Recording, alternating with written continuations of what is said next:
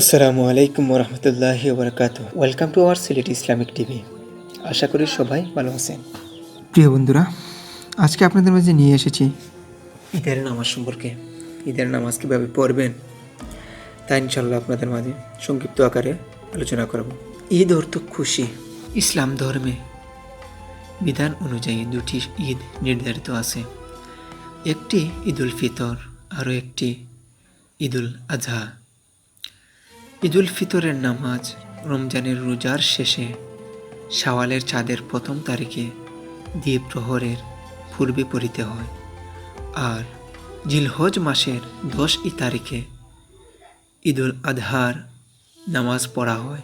এই উভয় ঈদে দিনে মহা সমারোহে সমস্ত মুসলমান একত্রিত হইয়া 2 রাকাত নামাজ পড়া ওয়াজিব। জুমআর নামাজের জন্য যে সকল শর্ত, 2 ঈদের নামাজের জন্য সেই সকল শর্ত পালন করা দরকার। কিন্তু জুমআর নামাজের খুতবা নামাজের পূর্বে আর ঈদের নামাজের খুতবা নামাজের পরে পড়িতে হয়। জুমআর নামাজের খুতবা পড়া ফরজ এবং 2 ঈদের নামাজের খুতবা পড়া সুন্নত। জুমআর খুতবা শোনা ওয়াজিব। খুতবা চুপ করিয়া মনোযোগ দিয়া শুনিতে হইবে।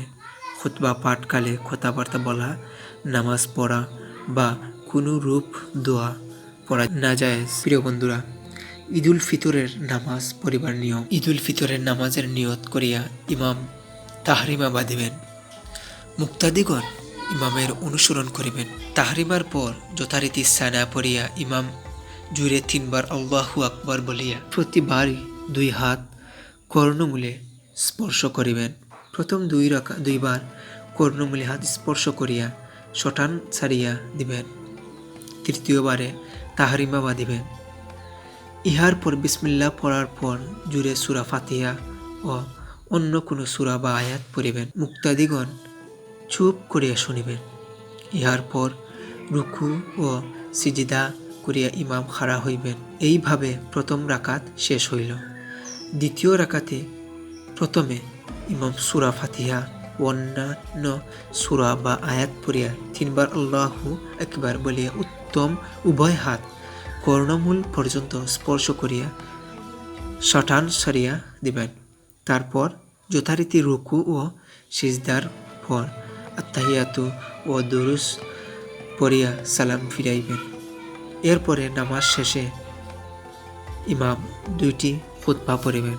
মুক্তাদিগণ চুপ করিয়া ওয়া শুনবেন। ঈদুল ফিতরের নামাজের নিয়ত। নাওয়াইতু আন উসাল্লি লিল্লাহি তাআলা রাকাতাই সালাতি ঈদুল ফিতর মা 6 তাকবীরাতি ওয়াজিবুল্লাহি তাআলা মুতাওয়াজ্জিহান ইলা জিহাতিল কাবাতিশ শরীফাতি। আল্লাহু আকবার।